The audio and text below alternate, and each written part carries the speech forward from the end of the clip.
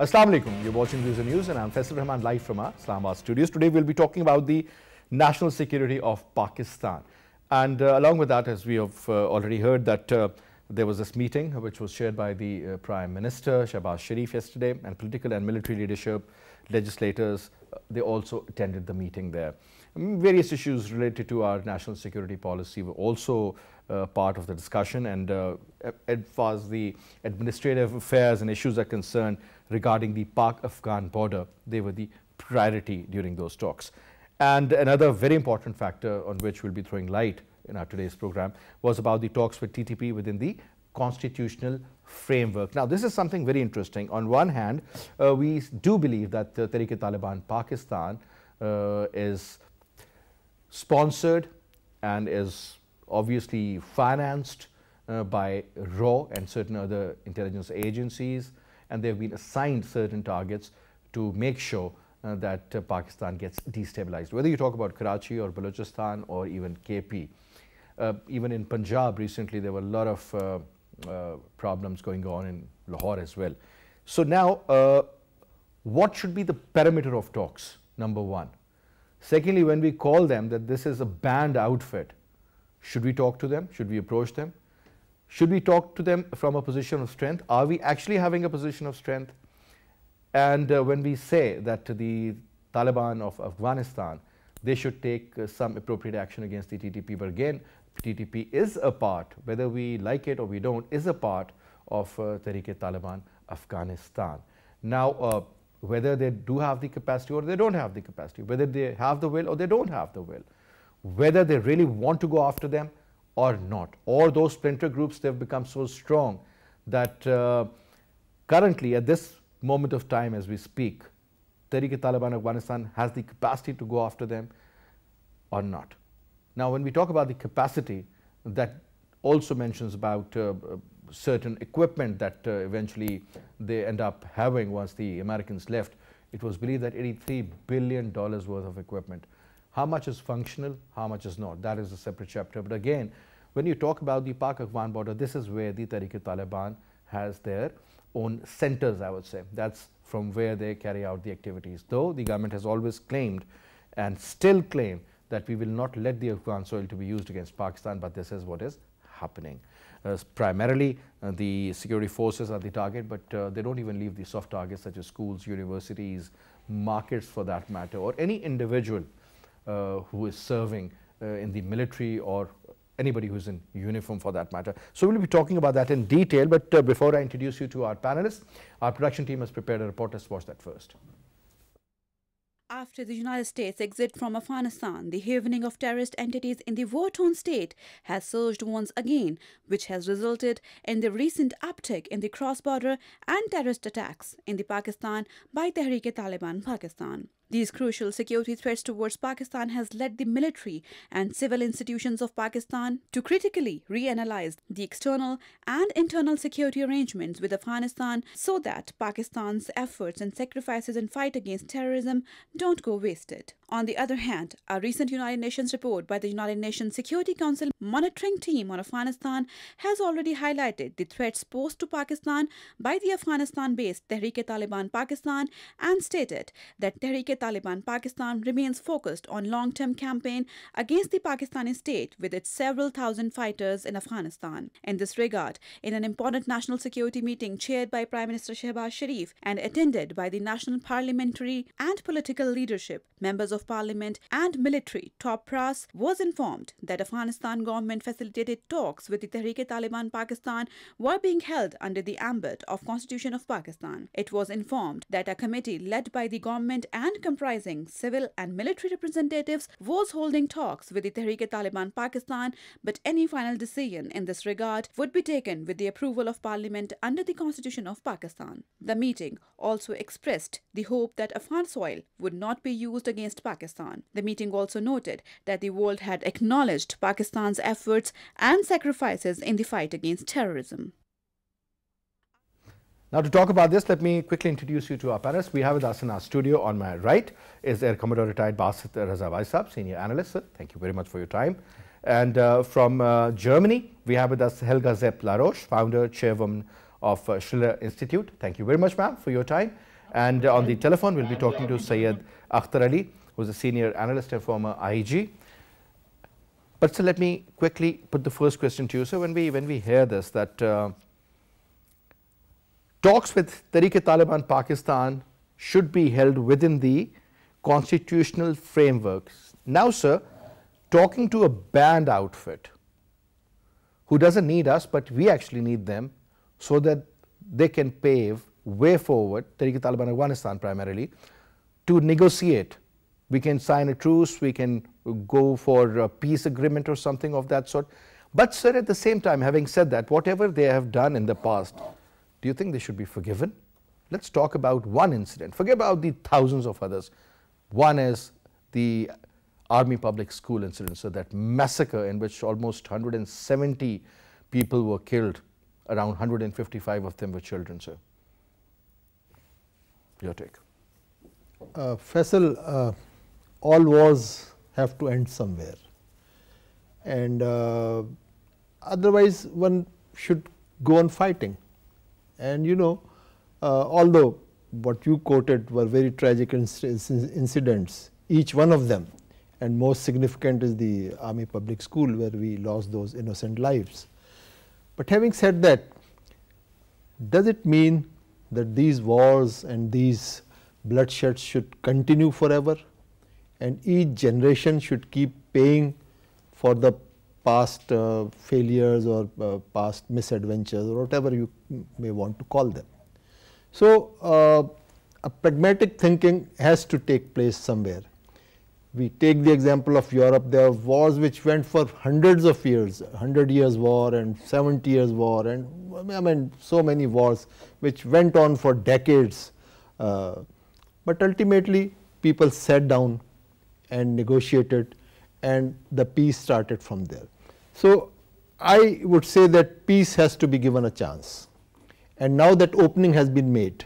So are we talking from a position of strength? Actually, you have to feel your strength yourself.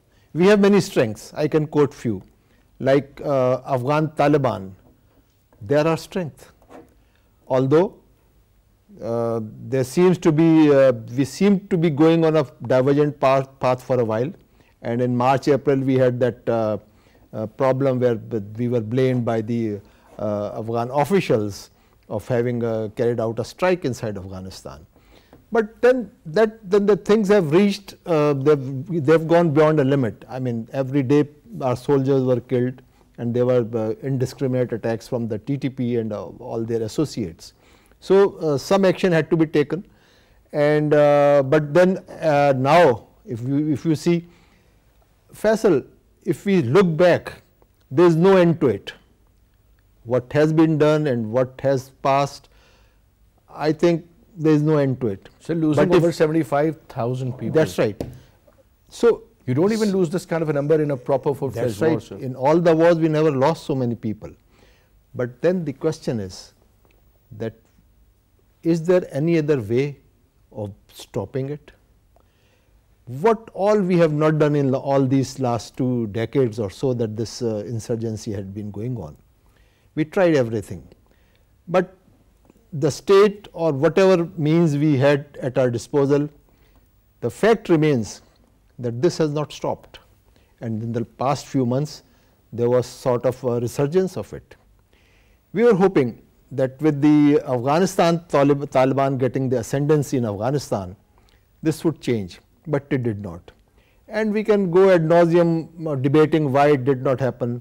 Afghan government is itself very weak, because they are under international sanctions, nobody recognizing them, they don't have money to put food on the table of their people, they are dying, there are earthquakes and hunger and famine and I mean name anything, it's striking them, it's afflicting them. So a weak government like that, it doesn't have that kind of strength and control over what is going on within its borders. Mm-hmm.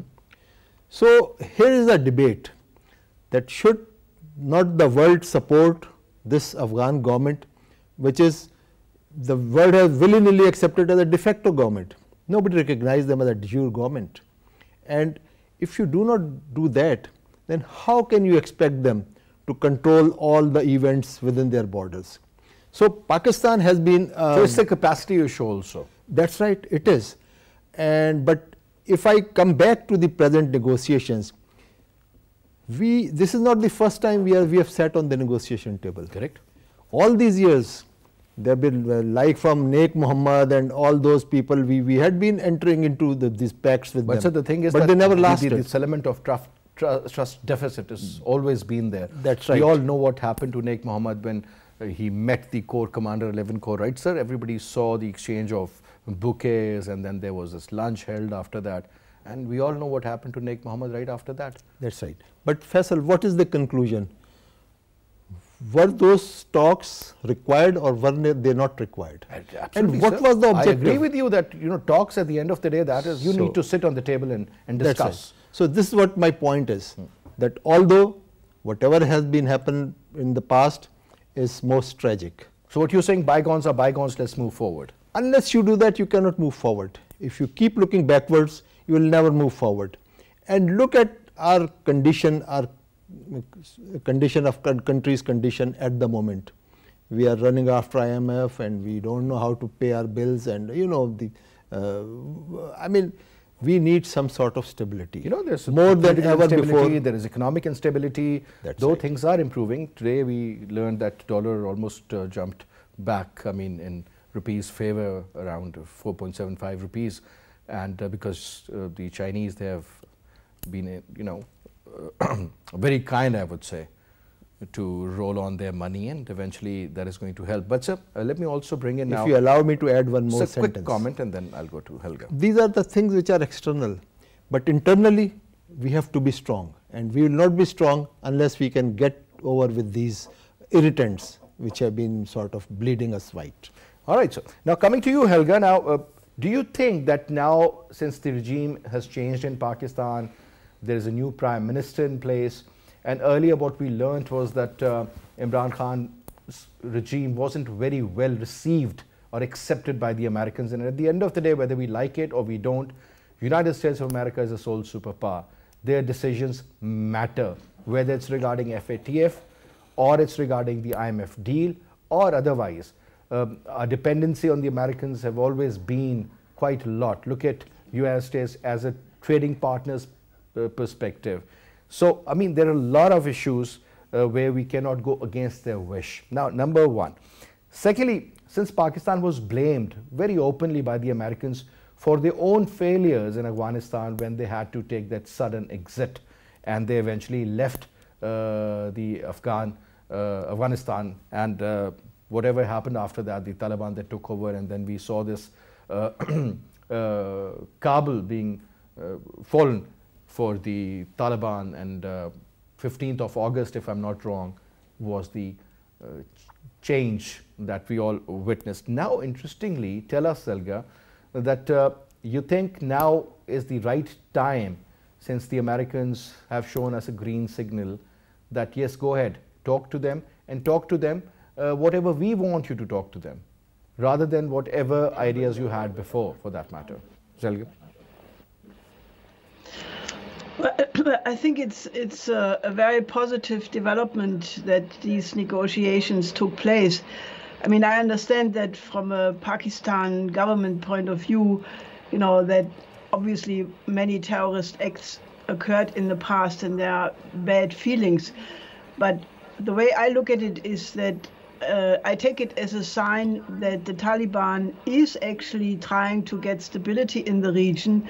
And that is in the interest, in my view, of Afghanistan, of Pakistan, and all the other neighbors. Because, this is taking place in a very difficult situation. As you know, the main problem right now is that the Western neoliberal system is really getting out of control with a galloping inflation. And that affects not only Europe and the United States, it also affects especially the developing countries who have a hard time getting food, getting fertilizer, and Afghanistan in particular, given the fact that when the Americans and NATO left, they left the country in complete shambles. The so-called donor countries were responsible for 85% percent of the Afghanistan budget. And when that money was all of a sudden cut, it threw the country in a complete chaos. And that has not been remedied. David Beasley from the World Food Programme had at the last fall warned that there were 24 million Afghani people who were food insecure, and many of them were in danger of starvation. In that sense, I think the Taliban has done remarkably well, given the fact that they have really very little support. They have some support from Pakistan, actually, from China, from some other neighbors. But the key problem is, I think that in this situation, where you have a worldwide galloping inflation in food and energy prices, you have a terrible hardship in Afghanistan, which was tortured by 40 years of war. I think the key thing is to try to find an MO of stability. And, it has been the view of the Shiller Institute for a very long time that the new name of peace is development. So I think that the most important thing is to reconstruct Afghanistan, to build up the economy. Right now, the country has received another terrible blow with this earthquake, where many people died. So this has added one more problem in terms of the need for reconstruction.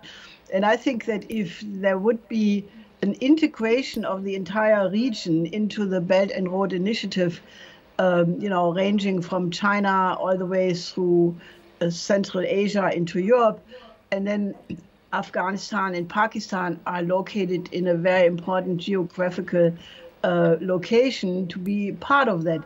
The CPEC corridor should be extended into Afghanistan, and also the cyber pass.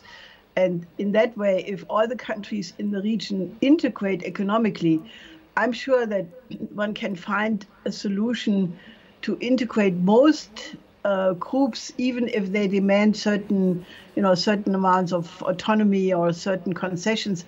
I think all of that is better than to continue the bloodshed. And as the previous speaker said, the question is, how long do you want to keep fighting? There is the example of the Peace of Westphalia, which was concluded in 1648 in Europe, and that ended 150 years of religious war, of which the 30 Years' War was just the last phase. And the reason why people were sitting down on the table for 4 years negotiating principles of peace was because all the parties realized that if the fighting would continue, there would be nobody left. Let me put another, Helga, let me put another question here. Let me put this question to you. It is a very clear-cut, it's not a perception, it's a reality. Pakistan has presented dozens of dossiers, not only to the American presidents, but to United Nations and also to the Secretary General of United Nations, claiming that there is a direct involvement of India. They have been sending spies inside Pakistan. They have been funding, financing, and training these rogue elements such as Tehrik-e-Taliban Pakistan, Al-Qaeda, and a couple of other splinter groups of the Tehrik-e-Taliban. Now, the interesting factor is that if they are financed, they have been assigned certain targets. They've been told to go after the military or special security forces of Pakistan who are fighting against the war on terrorism. And the only thing these Taliban or these factions know is to fight. So if they are equipped well, they are financed, they are paid more than what the military officials of the Afghan military were getting. And eventually, this TTP factor became so strong that they fought along with the Tehrik-e-Taliban Afghanistan against the Americans and against Pakistan also. So ma'am, looking at this current situation and looking at this equation perhaps, don't you think there are certain countries and certain agencies who are still helping the TTP just to make sure that the region doesn't stabilize, remains the same, despite making huge claims on the television otherwise, and eventually CPEC or BRI should not succeed? So ma'am, if this is the agenda and the Americans have become the strategic partners of the Indians, what sort of a peace are we looking forward to? Well, it is. I think the dynamic is a little bit different because, you know, I mean, we are in a out of control strategic situation. There is a danger that the war between, you know, in Ukraine, and which actually is a war between NATO and Russia. Everybody acknowledges that, you know, the war did not start on February 24th, but it started in 1990 when, you know, promises were made to Gorbachev at the time to not expand NATO eastward. But then you had 5 eastward expansions, which moved NATO 1,000 kilometers more to the east. And now we are potentially looking at the 6th NATO expansion if Finland and Sweden should join, which is not yet certain. So the thing is much more complicated, but it's very, very dangerous. There are many experts who warn that if this continues, you know, and we don't know exactly when the red lines from the Russian standpoint are really crossed, you could have an escalation which leads to the use of nuclear weapons. And if you use one nuclear weapon, the danger is that all will be used, and that will be the end of civilization. On the other side, you have a completely new system developing. You have right now the BRICS summit going on in China. This is an alternative model of economic cooperation, and they are discussing right now to add new members, and many countries are attracted by it. So India, which is part of the BRICS, you know, I think that there must be found a way also between India and Pakistan to settle the conflicts, which, you know, I think there is a strong wish from the side of Wang Yi just expressed that very clearly, that common interests between China and India are more than the issues which are dividing them. And there must be a new paradigm. I mean, if we continue fighting, the danger is that we commit an error or an accident or intention, I don't care. We are so close to you know, we have a reversed Cuban Missile Crisis, because, you know, if the Russians would move their rockets at the Mexican border or at the Canadian border, I'm pretty sure the Americans wouldn't appreciate it either. So that we have makes to a lot of find sense. a new Absolutely, or absolutely. a new Helga, we have Helga, we have also been joined in by Syed Akhtar Ali Shah Sahab. He is the former Inspector General of Police and one of those active members who, I would say, fought very bravely against this war on terror, and was a very successful gentleman as well. Assalamu alaikum, Syed Akhtar Ali Shah Sahab. Hello. Assalamu alaikum ji. Syed Akhtar Ali Shah Sahab, can you hear me, Hello. sir? Can you hear me, sir? Hello. Hello, Syed Akhtar Ali Shah Sahab, can you hear me, Hello. sir? So we'll just get back to you. I think there's some technical problem. Coming back to you, sir. Now, since I really wanted to put this question to him regarding the parameters where you need to, you know, and how to move forward. I still remember, sir, when Mr. Haqqani was alive, who was murdered, we all know. Now that gentleman, along with his son-in-law, I remember with the delegation went to the TTP, and they spoke to them. And the kind of results we all were expecting are far different. Now I remember once I was talking to Brigadier Mahmood Shah Sahab, and he said, those Taliban does not exist whom we used to talk to earlier, let's say 20, 25 years. Now there is this new generation of Tehrik-e-Taliban in Afghanistan as well as in Tehrik-e-Taliban Pakistan.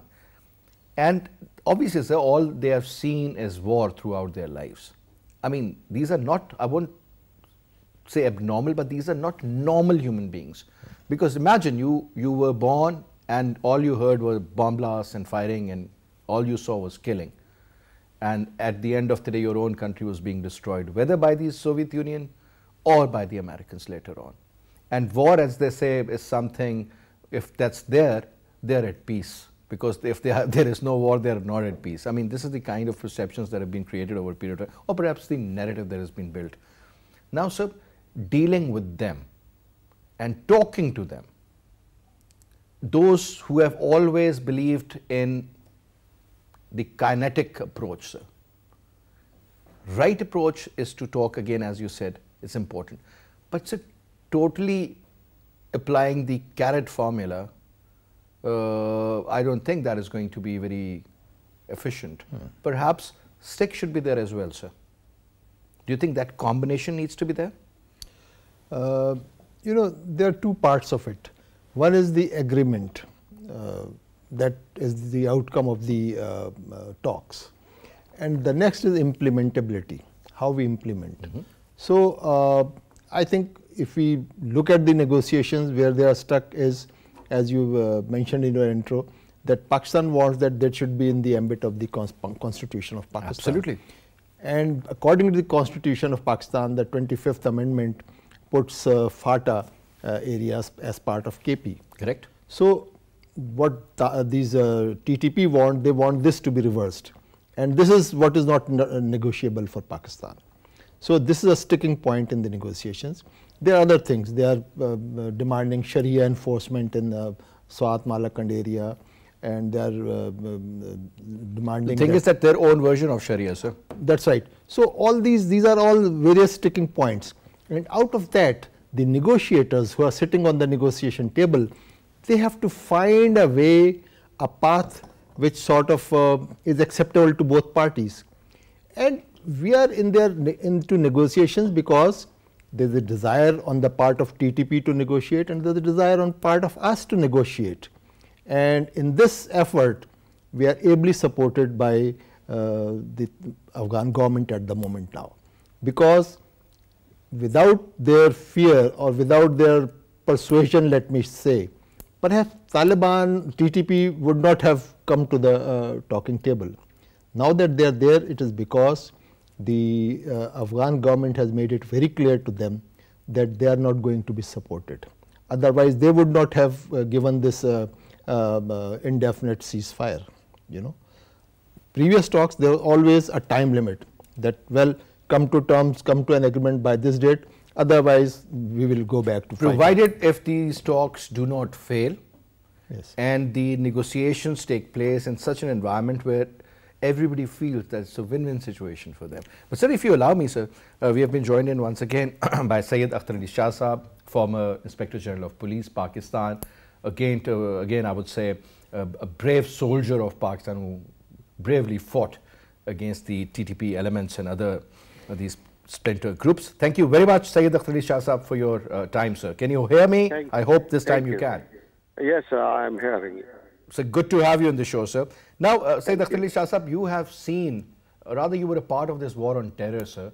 You have served as one of the senior most IGs in Pakistan. Now, sir, when we say that we need to talk to the Tehrik-e-Taliban Pakistan, please explain us and also explain our viewers that, you know, when we say that the talks should be held within the framework of Constitution, number one, what is that supposed to mean?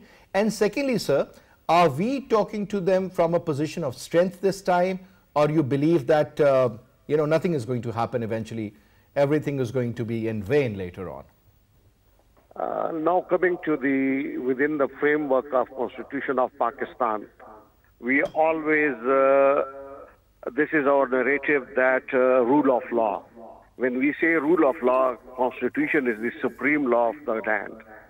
So under the Constitution, all other laws, whether Criminal Procedure Code, Anti-Terrorism Act, and we also say due process of law, which is part of the Constitution. So when we say within the framework, then when these terms and conditions are negotiated, so we have to be very mindful whether due process of law would follow, whether there will be complete amnesty, or the Tehrik-e-Taliban, their members would bow before the laws of the land and face the trials in the court. And if there is no evidence, they can ultimately be acquitted.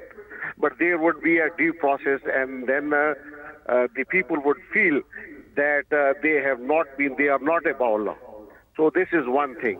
So it's the statement, the recent statement of the Interior Minister on this point is very encouraging.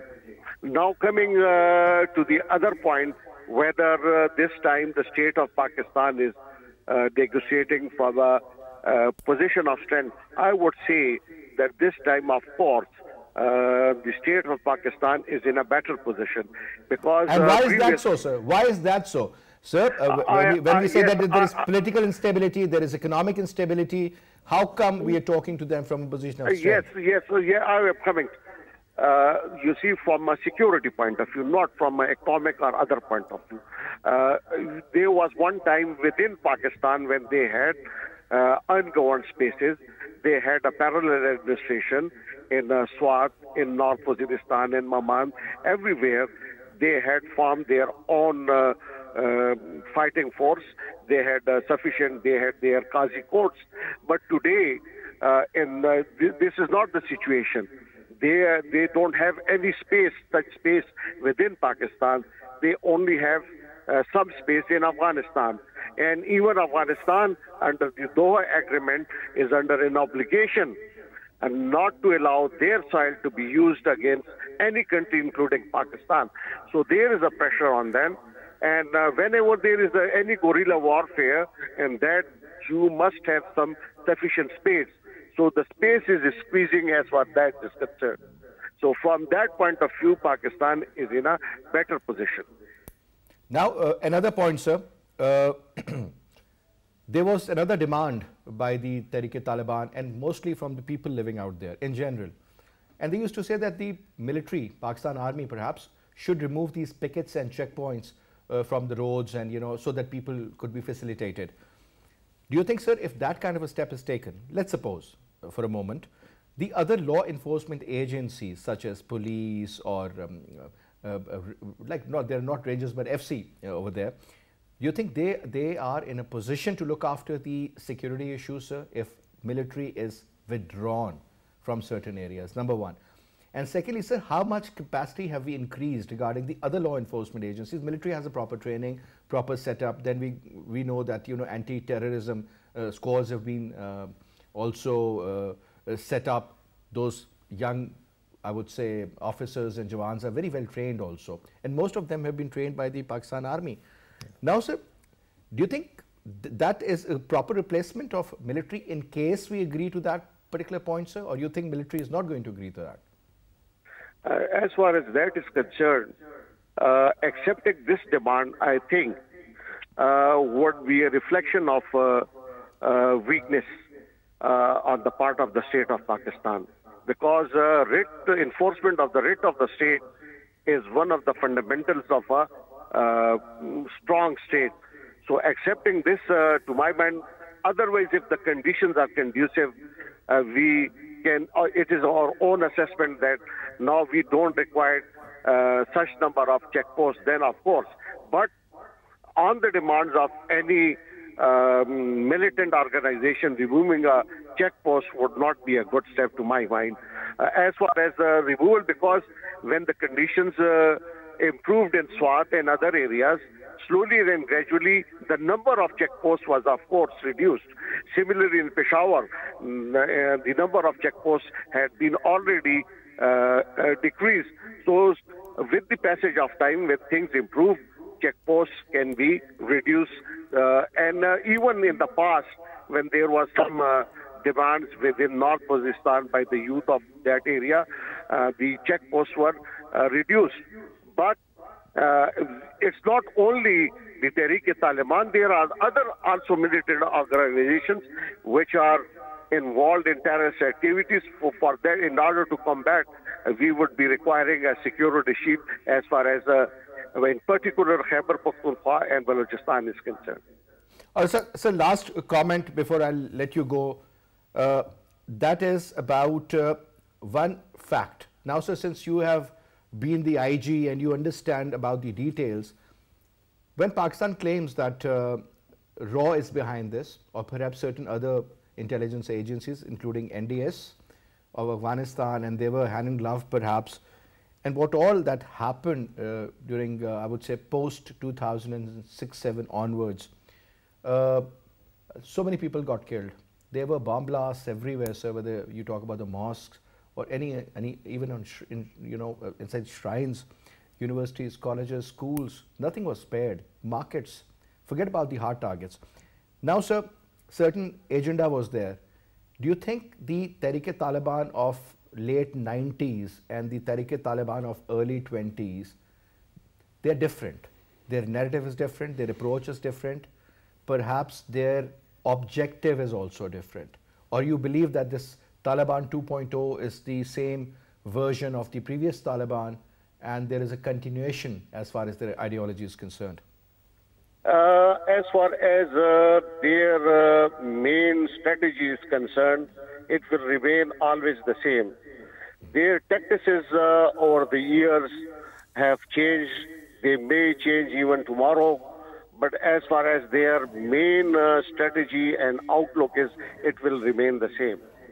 They have learned a lot of lessons during how to negotiate, how to deal with the governments, with the administration, how to make tactical retreats, how to go forward. So they know all the tactics as far as this is concerned.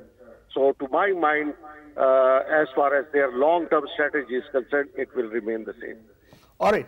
Coming to you, Zalgan, and then after that, sir, I'll put this question to you. Now, interestingly, the military leadership in Pakistan, since there was this very important meeting as far as the national security of Pakistan is concerned, legislators were there, military leadership was there, the chief, the vice chief, the joint chief, along with the Air Force chief and naval chief, they were all there, and all the major stakeholders, that includes the Minister for Interior and so many other senior officials. Now, the military, in fact, reassured the political leadership that no extra constitutional concessions would be given to the banned Tehrik-e-Taliban Pakistan in the ongoing dialogue, and any deal made with the terrorist group would be subject to parliamentary approval. Now, in Pakistan, ma'am, as you know, that the government of Pakistan Tehrik-e-Insaf, which was previously in power, they have their government in KP, and KP also includes now the FATA area after the provision. Now the government, when we talk about the federal government, everyone, all these around 150 members of the Pakistan Tehrik-e-Insaf, they have resigned. Whether it was accepted or not, PTI says that it was accepted because they gave it to the Deputy Speaker, who was their own. Now, the current government believes that that was not accepted. So still there is a confusion. But having said that, ma'am, if the main stakeholder political party is not a part of this parliament, how will they succeed? Because at the end of the day, whether we like it or we don't, the government of PTI is in place in KP.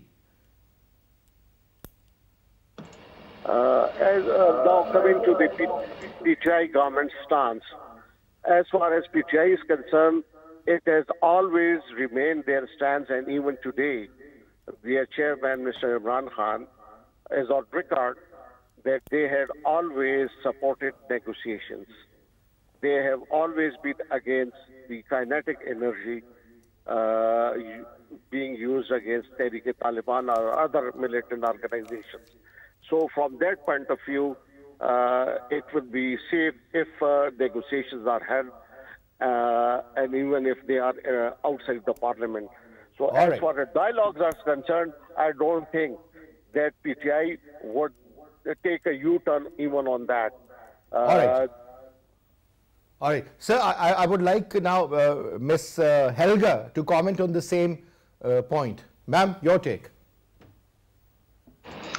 Well, I understand that there are all these considerations which were mentioned, but the question is, how do you move from a very difficult situation into one which is a bright future for all the countries involved, Pakistan, Afghanistan, and also the other neighbors.